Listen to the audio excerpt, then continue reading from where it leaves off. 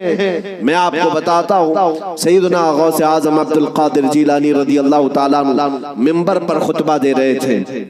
بڑا مجمع 70,000 کا مجمع، منبر پر جب خطبہ دے رہے تھے، عین خطبے کے دوران چھت پر سے ایک نہایت ہی کالے قسم کا سانپ نمودار ہوا، جس کی ہیبت ایسی تھی کہ مجمع میں سے لوگ ادھر سے ادھر ہونے لگ گئے۔ اس سانپ کی دہشت سے لوگ گھبرا گئے، لیکن وہ سانپ چھت سے اوپر سے آتے آتے سیدھے سرکار غوث پاک کے کندھے پر آ گیا، غوث پاک کے کندھے پر آ گئے، نہایت ہی کالے قسم کا زہریلا سانپ جس کو دیکھ کر مجمع منتشر ہو رہا۔ غوث پاک خطبے میں مصروف ہیں، اور اس کے بعد وہ سانپ آپ کے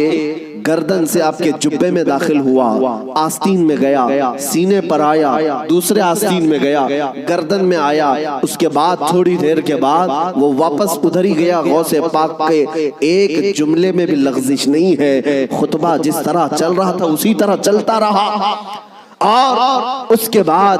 اس سانپ نے فصیح عربی میں آپ سے کلام کیا، کہا ہے عبد القادر میں آزمائش کے لیے آیا تھا، اس سے پہلے میں نے کئی لوگوں کو آزمایا، ان کے یا تو زبان میں لکنت آ گئی، یا تو پیر ہل گئے، یا تو پھر اپنا بیان چھوڑ دیا، لیکن تمہارا حال تو یہ ہے کہ ایسا لگتا تھا کہ تمہارے جسم پر کوئی چیز آئی نہیں۔ غوث پاک رضی اللہ تعالیٰ عنہ مسکرائے، خطبہ جاری رکھا۔ لوگوں نے پوچھا غوث پاک سے کہ یہ کیا تھا، اتنا بھیانک سانپ آپ کے جسم پر آیا، آپ کے جسم پر کوئی جنبش بھی نہیں، لغزش بھی نہیں۔ سرکار غوث پاک رضی اللہ تعالیٰ عنہ مخاطب ہوتے ہوئے ارشاد فرماتے ہیں، میرا نام عبد القادر ہے، میں قادر کا بندہ ہوں۔ کس کا بندہ؟ قادر کا بندہ، قدرت پر یقین رکھتا ہوں۔ مجھے اس بات پر یقین تھا کہ اگر میری موت آنی ہے تو اس سانپ کے ذریعے سے آ جائے گی، میرے ہلنے سے بچنے سے میں بچ نہیں سکوں گا، اور اگر میری موت نہ آنا ہو تو اس طرح کے سینکڑوں سانپ بھی میرے جسم کا کچھ نہیں کر سکتے۔ موت و حیات کی قدرت صرف میرے رب ذوالجلال کے پاس ہے۔ میں اسی یقین کے ساتھ خطبے میں مصروف رہا، وہ تو امتحان تھا، ٹل گیا۔ عزیزان گرامی وقار،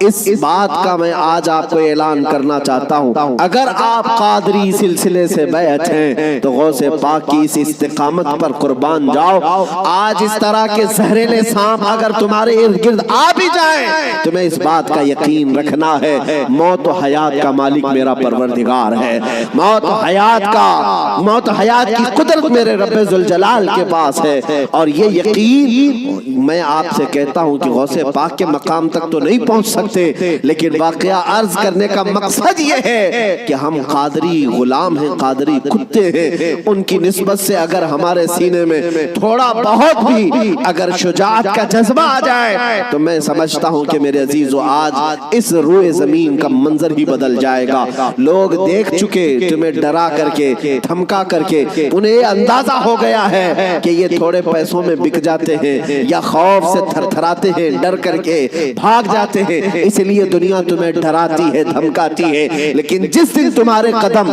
ڈگمگانے سے رہ گئے، میں یقین کے ساتھ کہتا ہوں بجلیاں آئیں گی، طوفان آئیں گے، لیکن تمہارا کچھ نہیں ہو سکے گا۔ اللہ کریم تمہارے استقامت پر مدد نازل فرمائے گا، اس لیے کہ قرآن میں وہ کہتا ہے ان الذین قالوا ربنا اللہ ثم استقاموا تتنزل علیہم الملائکہ، بے شک جو لوگ اللہ کو یہ کہتے ہیں کہ ہمارا رب ہے اور پھر اس پر جمے رہتے ہیں، مولا فرماتا ہے ان کی حفاظت کے لیے مولا فرشتے نازل فرماتا۔ جمے رہنا، استقامت، ڈٹے رہنا، یہ آج تمہاری ضرورت ہے میرے عزیزوں۔ طوفان آئیں گے، آندھیاں آئیں گی، لیکن یہ نہیں ہے کہ تم میدان چھوڑ کر بھاگ جاؤ۔ دیکھو موت تو آنی ہے، کسی ہاسپٹل کے بیڈ پر آئے گی یا گھر کی چٹائی پر آئے گی، کہیں نہ کہیں آنا ہے، یا کسی حادثے میں یا کسی بیماری میں۔ لیکن اگر قسمت سے موت اس حال میں آئے کہ میں میرے نبی کا پرچم بلند کر رہا ہوں، نبی پاک کی عزت کی بات کر رہا ہوں، اور اگر اس حال میں موت آئے تو اس موت کا کیا کہنا؟ میرے عزیزوں، بزرگوں نے فرمایا جو ناموس رسالت پر مر جاتا ہے، روح نکلنے سے پہلے وہ اپنے سرانے پر مصطفیٰ کریم کا دیدار بھی کرتا ہے، نبی پاک صلی اللہ تعالیٰ علیہ وسلم کا دیدار کرے گا۔